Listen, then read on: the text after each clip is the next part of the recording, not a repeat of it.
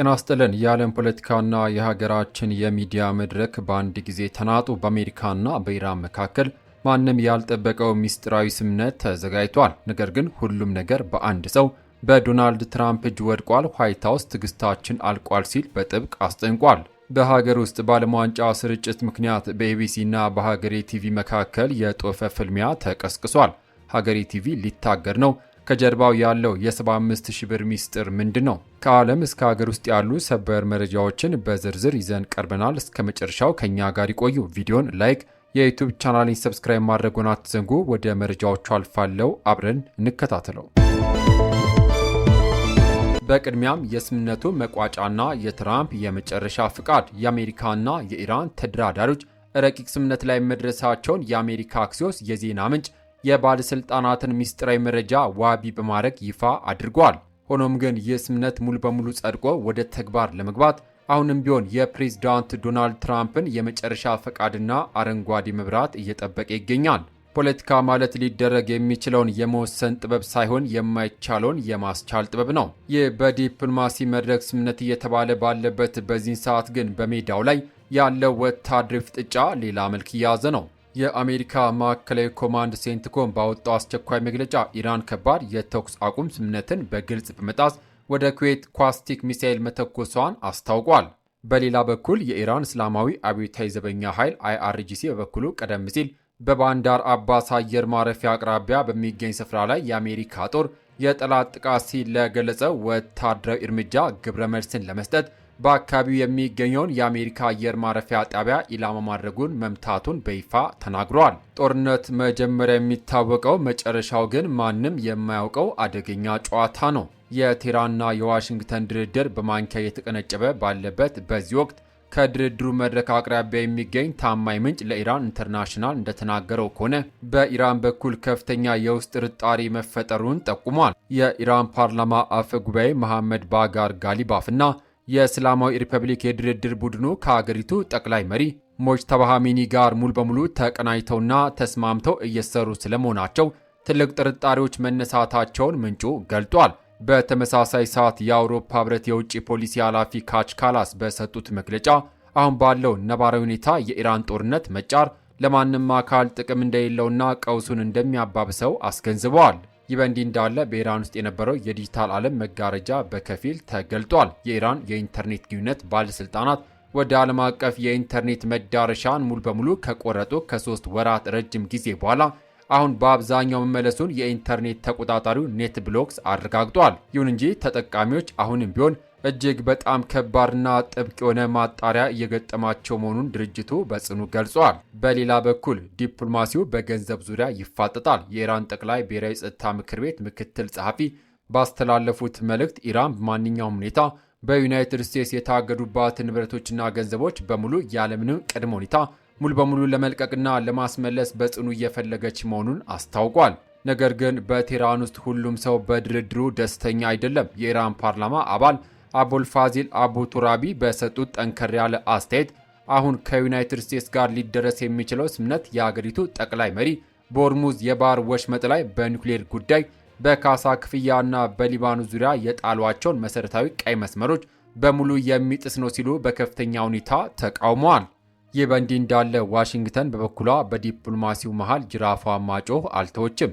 የዩናይትድ ስቴትስ የግምጃ ቤት ዲፓርትመንት በይፋዊ ድረገጹ ላይ እንዳወጣው መረጃ አሜሪካ የፋርስ ባህረ ሰላጤ የባህር ወሽመጥ ባለስልጣንን በልዩ ሁኔታ በተሰየመ ብሔራዊ ወይም ደግሞ SDN ጥቁር መዝገብ ዝርዝር ውስጥ በማካተት ከኢራን ጋር የተያዙ አዳዲስ ማዕቀቦችን በሀገሪቱ ላይ ጥላለች። የአሜሪካና የኢራን ፍጥጫ በቀጣይ ቀናት ወዴት ያመራ ይሆን? የትራምፕስ ውሳኔ ምን ሊሆን ይችላል? ጉዳዩን በቅርበት እየተከታተልን የምናደርሳችሁ ይሆናል።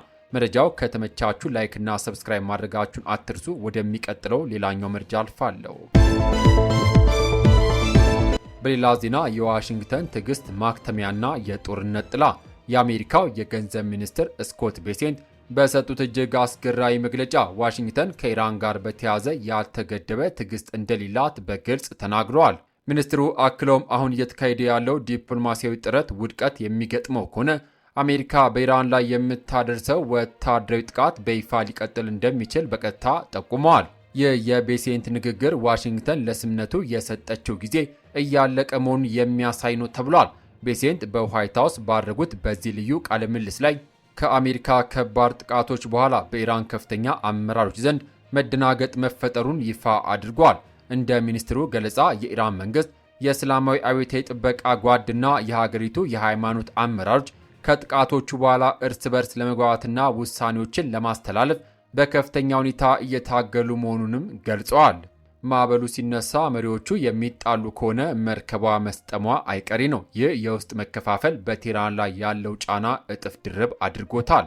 ስኮት ቤሴንት ስለ አሜሪካ አቋም ሲናገሩ እስካሁን ድረስ ታጋሽ ነን ብለዋል። ፕሬዚዳንት ዶናልድ ትራምፕ ሁልጊዜም ቢሆን ከጦርነት ይልቅ የሰላም ስምምነትን በቅድሚያ ይመርጣሉ። ስለዚህ እስካሁን በአካባቢው ያደረግናቸው ወታደራዊ እንቅስቃሴዎች ሙሉ በሙሉ ራሳችንን ለመከላከል እርምጃዎች ናቸው። በአሁኑ ሰዓትም ይህን መከላከያ ማድረጋችን እንቀጥላለን ሲሉ የዋይት ሃውስ አቋምን አብራርተዋል። ነገር ግን ይሄ የሰላም በር በማንኛውም ሰዓት ሊዘጋ እንደሚችል ሚኒስትሩ አስታውሰዋል።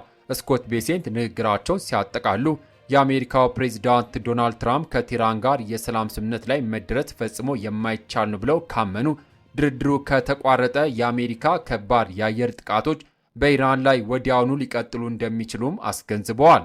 ዋሽንግተን ትዕግስቷ እያለቀ መሆኑን በይፋ ተናግራለች። የትራምፕ ቀጣይ እርምጃ ምን ይሆን?